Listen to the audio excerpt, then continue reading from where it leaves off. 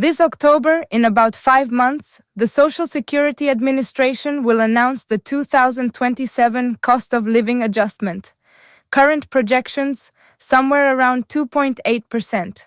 For Margaret, the 87-year-old retired librarian from earlier in this series, except today I'm talking about a different Margaret. Margaret Hayes, 67, retired schoolteacher in Phoenix, Arizona. That 2.8% will look like an extra $78 a month on her Social Security check. January 2027. New year, new raise. Margaret already started planning what she'd do with it. New eyeglasses, a small monthly cushion for groceries, maybe a little extra for her granddaughter's birthday. Then her neighbor Helen, 72, retired bookkeeper, has been on Social Security for 11 years, sat Margaret down at the kitchen table with a calculator. By the end of the conversation, Margaret was not getting $78 a month more. She was getting $36 a month more. If she was lucky, less if anything went wrong. I'm Trish, and I read the policies and the math behind them, so the 3 hidden cuts that quietly eat your 2027 raise before you ever see it, you're going to understand by the end of this video. Whether you collect Social Security now, will collect in 10 years, or have a parent who depends on it. This is the part the announcement headlines won't tell you. Every October, the news runs the same story. Social Security beneficiaries to receive a X% cost of living adjustment. The number is celebrated as a raise. It is not a raise. It is a partial reimbursement for inflation already absorbed. In 2026, the COLA was 2.8%. The average retiree got an increase of about $58 a month on paper.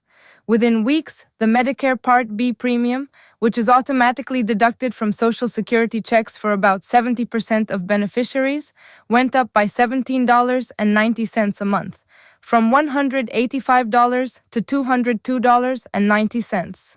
That single deduction ate roughly 1/3 of the entire COLA, before a single beneficiary saw a single dollar of raise. For 2027, and this is where it gets brutal, the Medicare trustees have already projected another Part B premium increase, probably somewhere between $10 and $15 a month. Combined with the projected 2.8% COLA, that means the average retiree is likely to net somewhere between $36 and $44 a month from the much-celebrated raise, less than half of what the headline says. That gap, what's announced versus what hits your account, is one of the most poorly understood mechanisms in all of American retirement policy. Once you see how it works, you can plan around it. You can adjust. You can stop waiting for a raise that won't actually arrive. 3 specific traps, 3 specific moves to make before January 2027 to protect what's left. Let me walk you through each one. One thing before we get into the 3 traps. The Social Security COLA was created in 1972 and first applied in 1975.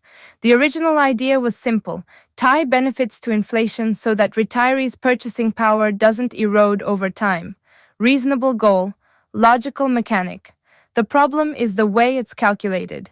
The COLA is tied to a specific inflation index called the CPI-W. That stands for Consumer Price Index for urban wage earners and clerical workers. Note what's not in that name: retirees. The index that determines retiree COLA increases is calculated from the spending patterns of working people, younger people, people who buy gas to commute to jobs, people who eat out at lunch, people who buy work clothes and tech upgrades. Retirees do not spend money the same way. Retirees spend disproportionately on healthcare, prescriptions, housing, utilities, and groceries. The CPI-W weights those things less than they actually weigh in a retiree's budget, so the index systematically undermeasures the actual inflation that retirees experience. There is another index, called the CPI-E, the Consumer Price Index for the Elderly, that was designed specifically to track the spending patterns of people 62 and over. Multiple proposals to switch the COLA calculation to CPI-E have been made over the past 20 years. None have passed. The CPI-W remains the official measure. The result, every year, retirees get a COLA that is mathematically smaller than the inflation they actually experience, plus the Medicare deduction that follows, plus the IRMAA surcharge if they crossed certain income thresholds. 3 layers. Each one shrinks the raise. None of them appear in the headline. Let me show you each layer with Margaret's actual math. Trap 1. The Medicare Part B bite. This is the most direct of the 3. It happens automatically and silently. Margaret's Social Security check today, January 2026, is $2,800 a month. After the 2.8% COLA hits in January 2027, her gross Social Security benefit becomes about $2,878, an increase of $78 a month. But Margaret is enrolled in Medicare. Like 70% of Social Security beneficiaries, her Medicare Part B premium is automatically deducted from her Social Security check before it ever reaches her bank account. In 2026, that premium is $202.90 a month. In 2027, using the Medicare trustees' projection of about 6.4% annual growth, the premium is likely to rise to somewhere around $215 to $220 a month, an increase of $12 to $17. If the increase comes in at $13, which is the midpoint estimate, Margaret's net Social Security raise drops from $78 to $65. That's the first cut. Before any other consideration, before tax, before IRMAA, before anything. Now here's what makes this worse for many people. The Part B premium is the same dollar amount for everyone in the standard tier. Whether your Social Security check is $1,400 or $4,000, you pay the same $202.90 in 2026. The same projected $215 to $220 in 2027, which means, for lower income beneficiaries, the Part B premium eats a larger percentage of the COLA. For someone collecting $1,800 a month, a 2.8% COLA is $50. A $13 Part B increase consumes 26% of that raise. For someone collecting $3,500, the same $98 raise loses just 13% to the same Part B increase. The Part B bite is regressive. It hits the people who can least afford it the hardest. The fix on Trap 1, and this is one most people never think about, is shopping your Medicare plan during open enrollment every fall. Medicare Advantage plans, Medigap supplemental plans, and Part D prescription plans all have different premium structures. Even staying with traditional Medicare, you can sometimes find lower premium Medigap plans that maintain your coverage at meaningfully lower cost. Open enrollment runs from October 15th to December 7th every year. Most beneficiaries do not shop their plans. The ones who do often find they're overpaying by hundreds of dollars a year. That alone, shopping your Medicare plan once a year, typically saves more than the entire annual COLA increase. Margaret has not shopped her plan in 6 years. She's almost certainly leaving money on the table. Trap 2. The IRMAA surcharge trap. This is the one that catches higher-earning retirees by surprise, and it gets worse every year because of how it interacts with the COLA. IRMAA stands for Income-Related Monthly Adjustment Amount.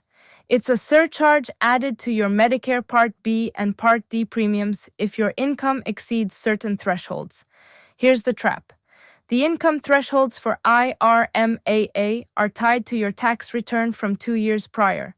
Your 2027 IRMAA is based on your 2025 tax return, and the thresholds themselves are adjusted for inflation, but slowly and not always in line with how income actually moves for retirees. So what happens? A retiree like Helen, Margaret's neighbor, has been comfortable for years. Modest pension, Social Security, some IRA withdrawals. Her income has been about $98,000 for the past few years, below the IRMAA threshold for her filing status. No surcharge.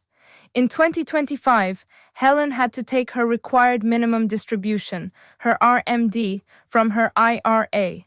The withdrawal pushed her income to $108,000.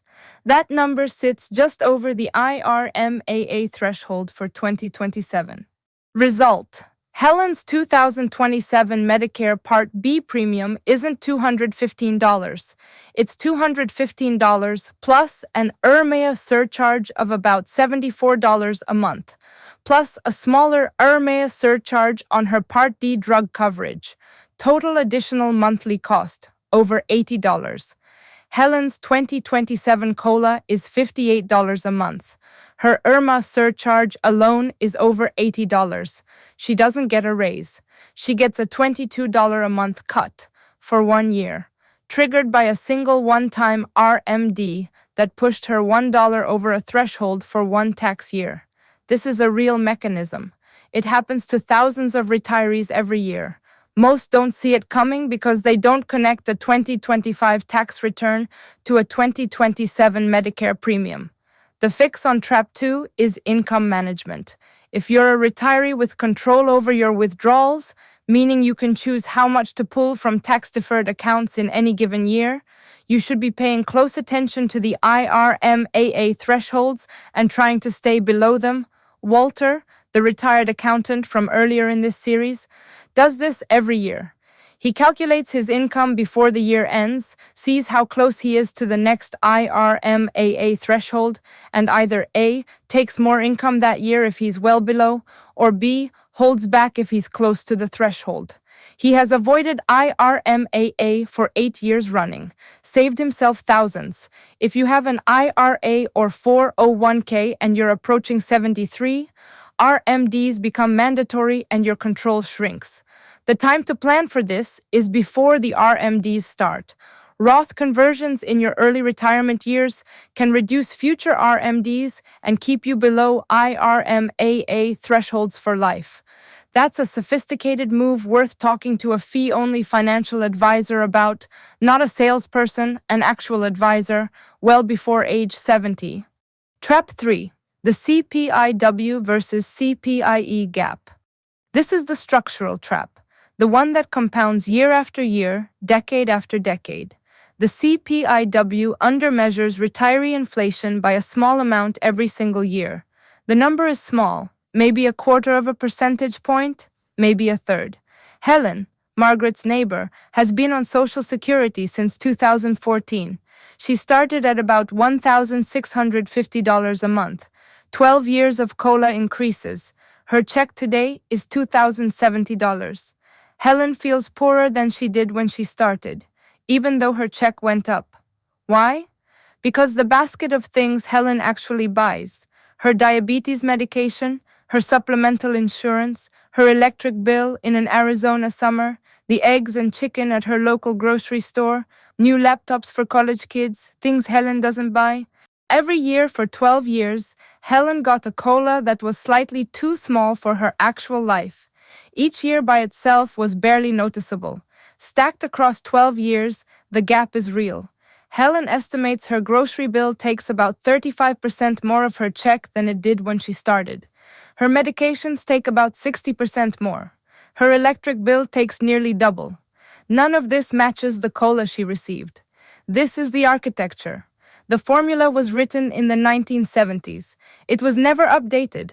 The result is a slow, invisible erosion of every retiree's real purchasing power for the entire length of their retirement. Margaret can't change the formula. Helen can't change the formula. You can't change the formula. What you can do, and this is the move that matters more than understanding the formula, is to not depend on Social Security as your primary retirement income. The actually wealthy retirees I know, Eleanor at $4.1 million, Walter with his careful tax-managed withdrawals, even Henry the truck mechanic at $2.1 million, they all collect Social Security. They are all eligible for it. They all signed up. But none of them depend on it. Social Security covers maybe 15 to 25% of their actual monthly spending. The rest comes from their own savings, investments, and pensions. For them, the cola being eaten by Part B is annoying. It is not catastrophic. For Margaret, who's living almost entirely on Social Security, the formula being broken means her actual purchasing power has dropped about 14% over the last 20 years. Not kept up with inflation. Dropped. Despite getting a cola every single year. The single most important retirement lesson, and the one Social Security is silently teaching every American who depends on it, is build your own savings while you can. The system was never designed to fully support a retirement. It was designed to be one leg of a three-legged stool. Pensions and personal savings have largely been removed from the average American's life over the past 40 years. Without those other two legs, the stool collapses, and the cola, no matter what number it is, can't save it. The wage base increase for high earners. One more piece of math that's getting almost no coverage right now. The Social Security wage base, the maximum amount of income subject to Social Security payroll tax, was $176,100 in 2026. The 2027 wage base hasn't been officially announced yet, but it's projected to rise to approximately $183,000. Translation: every working American earning over $176,100 pays Social Security tax on an additional $6,900 of income in 2027. That's about $428 in additional payroll tax for the average high earner, about $214 for the employee, about $214 for the employer. For self-employed people earning above the wage base who pay both halves, that's $856 in additional FICA tax in 2027 alone. The same announcement that gives retirees a small raise quietly raises the tax burden on workers above the wage base. If you're a high-earning W-2 employee, your January 2027 paycheck will have slightly more Social Security tax withheld. If you're self-employed, you'll feel it on your Q1 2027 estimated payment. It's not a big number. It's worth knowing about, so it doesn't surprise you. 3 objections come up here. Let me handle them. Objection 1. But $36 a month is still better than nothing. True, it is. And nobody is suggesting Margaret should refuse the raise. The point isn't that the cola is bad, it's that the cola is dramatically smaller than the announcement suggests, and people who plan their retirement around the headline number end up short.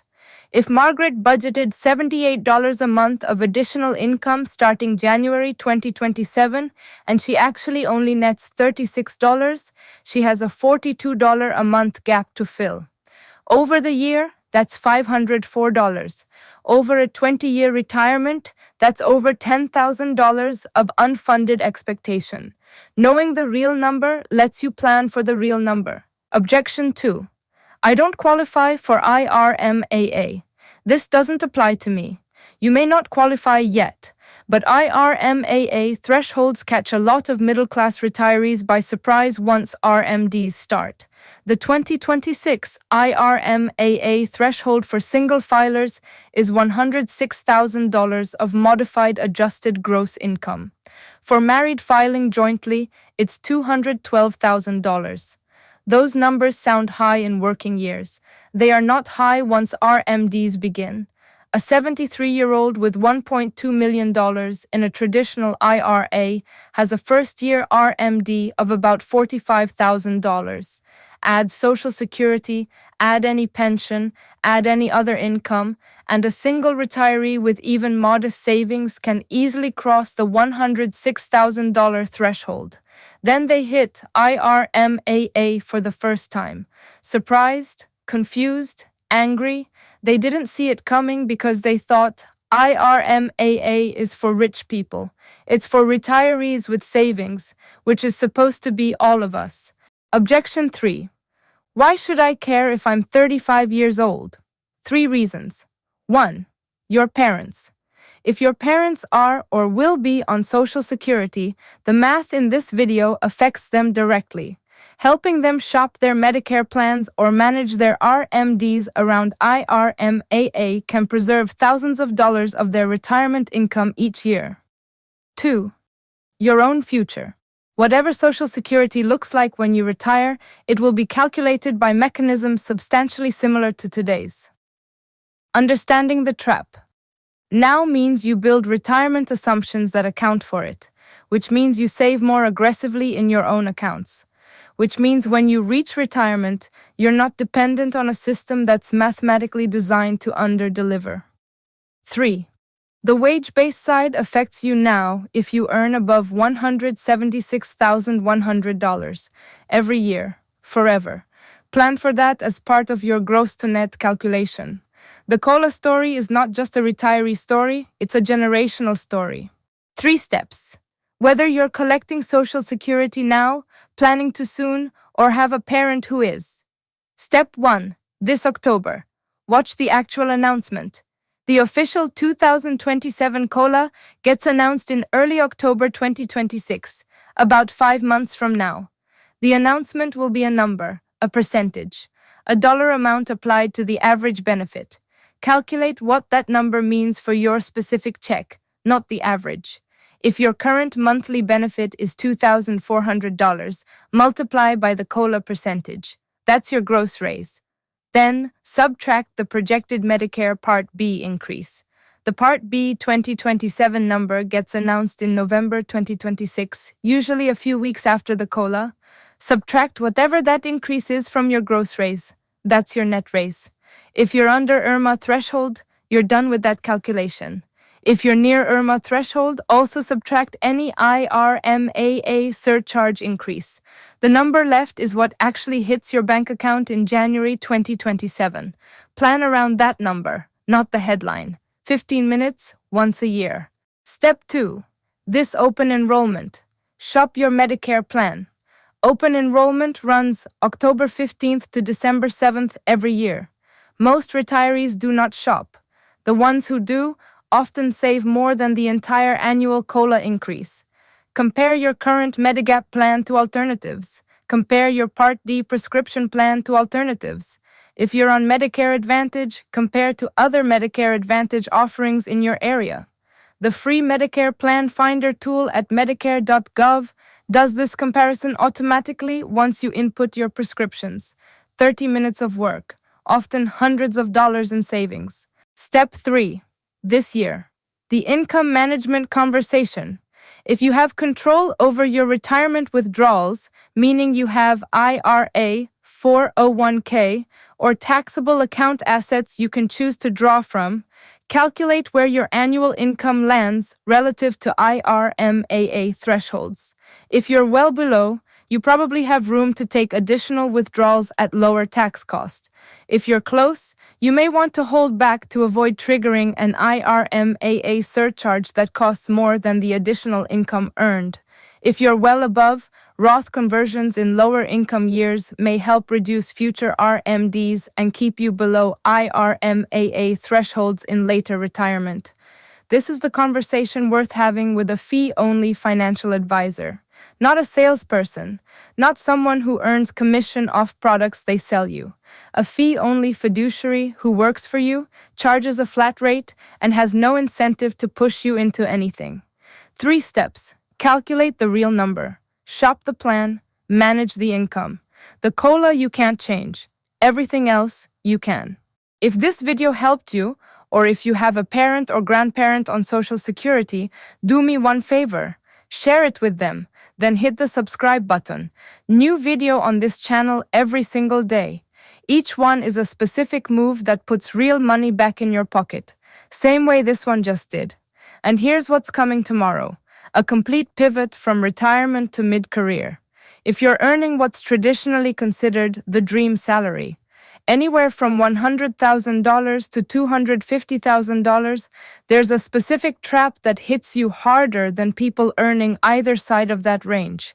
It's been called the 6-figure trap. It's the reason why so many high-earning professionals feel financially stretched despite incomes their parents would have considered enormous. Tomorrow, I walk you through the exact mechanics. Why the $100,000 to $250,000 range is the squeeze zone. 3 structural reasons that have nothing to do with your spending habits and everything to do with how the American financial and tax systems are configured for that income band. Plus the 3 specific moves that actually break the trap. If you've ever made a great salary and still wondered where did it all go, tomorrow's video is mandatory. I'm Trish. Talk to you then.